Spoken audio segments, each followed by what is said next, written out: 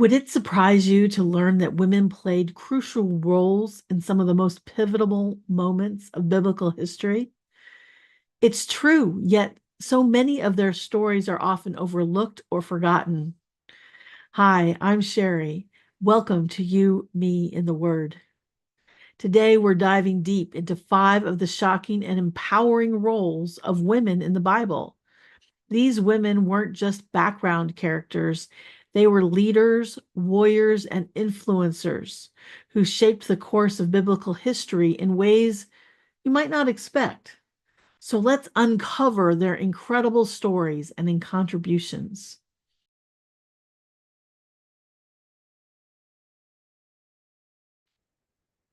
Now, let's talk about the common misconceptions surrounding women in the Bible. Many people still think of biblical women as passive or secondary figures, stuck in the shadows of their male counterparts.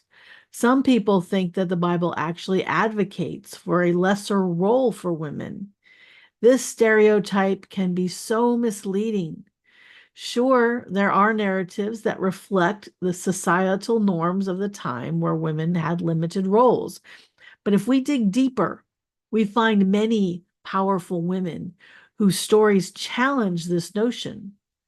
Society might not have considered women suitable for important roles, but that has not stopped God from selecting women for some of the most important roles in history.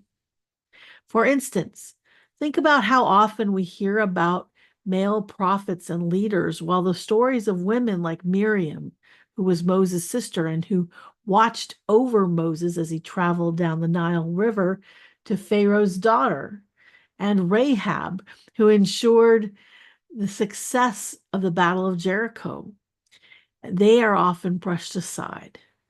This imbalance can lead to undervaluing the essential roles women played in shaping faith and culture throughout biblical history.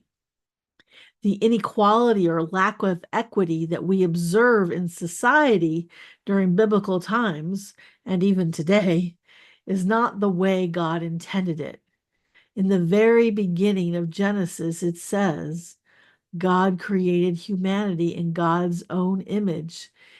In the divine image, he created them, male and female. God created them. Then in the New Testament, it says, it makes no difference whether you are a Jew or a non-Jew, a slave or a free person, a man or a woman, because in Jesus, the liberating King, you are all one. So now let's shine a light on some of these remarkable women. First on our list today is Eve, the first woman listed in the Bible, and she has often been maligned. The twisting of her story has been used to justify the oppression of women for thousands of years. She was designed to be an important partner for Adam. In Hebrew, one of the terms to describe Eve is Ezer Kendago. In some English Bibles, it's translated as the confusing term, yet still somewhat insulting to women, helpmeet or helper in Genesis chapter 2, verse 18. Through the ages, it has been interpreted to mean that the woman is weaker or less than the man. In more modern translations, it's translated as partner. This is better, and it would be fine if the term Ezer Kendago was used in isolation or usually for women in association with men. But this place and 2 verses later is the only time that it is used to describe a woman. In 16 other places where it's used in the Bible, it is a description for God, the strong one, the ever-present help in time of need, who will fight on your side or on your behalf. There is help, and then there is help. Eve is intended to be a strong partner to Adam, and by extension, all women are to be strong partners who will help in the fight and provide strength and resources in every difficulty. What do you think about that? Now, did Eve mess up? Yes, she certainly did. But she was not alone. Adam was right there with her and did nothing to stop it. He too was caught in the trap. They both missed the mark, thought that they knew better than God, and disobeyed. Likewise, they were both held responsible, and brokenness entered the world. Next today, we have Deborah. Now, have you ever heard of her? I wouldn't be surprised if you haven't. She's a strong woman in the Old Testament. Historically, she hasn't been highlighted very often in the church. Why? Well, who's to say? But in my opinion, she didn't fit the picture of what society said a woman should be like. Certainly not a national leader, but she was that. She was a biblical judge and a prophet in Israel. In other words, she was a ruler selected by God to lead the people on God's behalf. And she led Israel during a time of oppression. She didn't just sit back. She was a warrior who strategized and rallied the troops to victory. And what you should understand that is in the Bible, a judge is not like a judge in court like we would have today. It was someone that would make assessment on behalf of God and actually help take care of the problem. And that is what Deborah was so successful at when she was a judge for God. Then there's Esther. She rose to be a Jewish Persian queen who risked her life to save her people from annihilation. She inspired the famous line, "Perhaps you have been brought to royal position for such a time as this." She was living in a culture that expected women to be meek, silent, and beautiful. She had to exercise her power using the tools that she had, and she made the most of it, proving that she was more than a beautiful ornament to be admired. Her bravery and quick thinking changed the fate of an entire nation. It's a fascinating story, and I'll be making a whole video on her and the biblical book with her name very soon. We can't forget Mary, the mother of Jesus, who displayed immense strength and faith in a society that often marginalized women. She was likely a teenager when she got the call, and she was presented with an immense task. Considered old enough to get married and care for children, even though she was not married yet, imagine the scorn and ridicule that she had to suffer. Yet God trusted her with the monumental task of not only giving birth to Jesus, but to, in fact, be his mother, to raise and teach him, teach this human child to worry about and try to protect Jesus as an adult who taunted the authorities through his ministry, which from a human perspective resulted in his execution by those authorities. That's hard enough, but then to witness it and to be with him right to the very end. Whether you believe that Jesus is the Son of God, is God, or you don't believe it, you have to admit that Mary exhibited great strength on behalf of her son.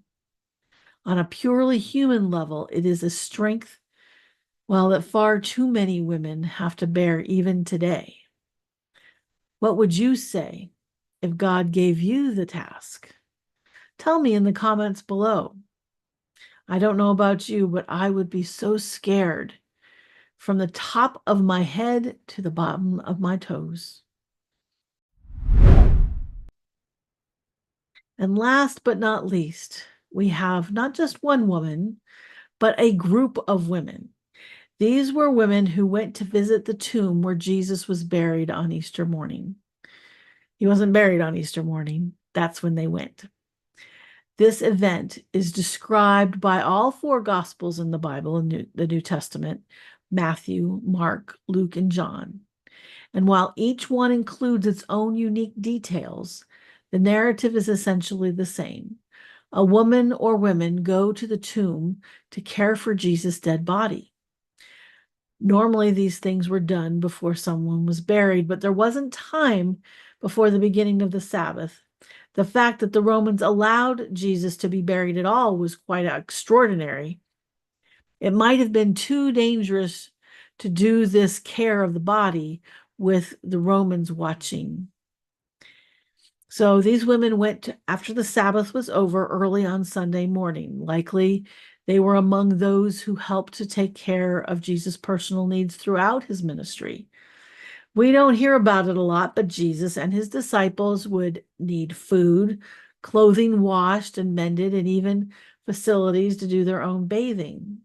And this is all alluded to in the book of Luke, chapter 8. So they're going early in the morning before the business of the day got going, and people would be out and about and in their way. They got to the tomb, and they never got to complete their task. They received the surprise of their lives. The tomb was open, which was disturbing enough. There should have been a large stone closing it up. And in one of the books, it even talks about who are we going to get to move the stone? But it wasn't there. And Jesus was not in the tomb. Angels were there, though, and told them that Jesus is risen, just as he promised. Can you imagine going and just seeing the body gone? What would be going through your mind?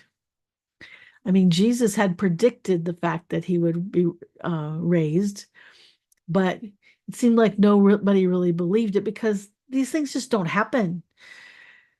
It's not a zombie movie.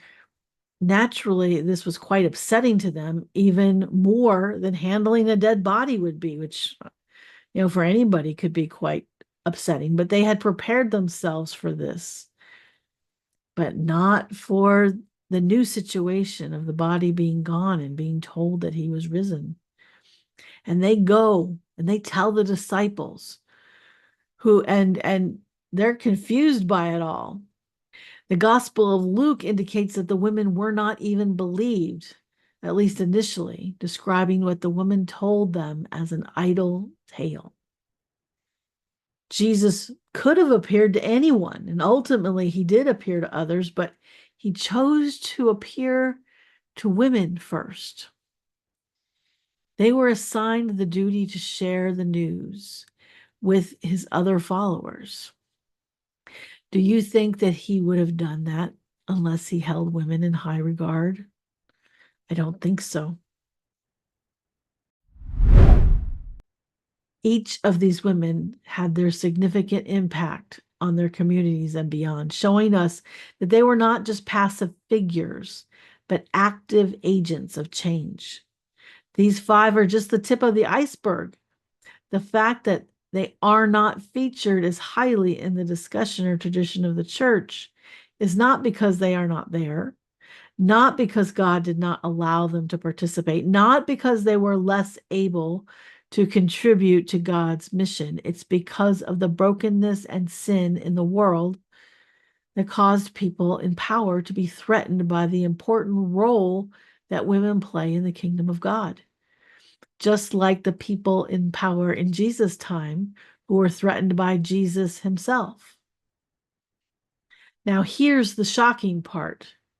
The collective influence of these women was so profound that it fundamentally altered the trajectory of the biblical events. Imagine if Deborah hadn't led her people, or if Esther hadn't intervened. There wouldn't be any Jewish people. What if Mary said no? What would the story look like today?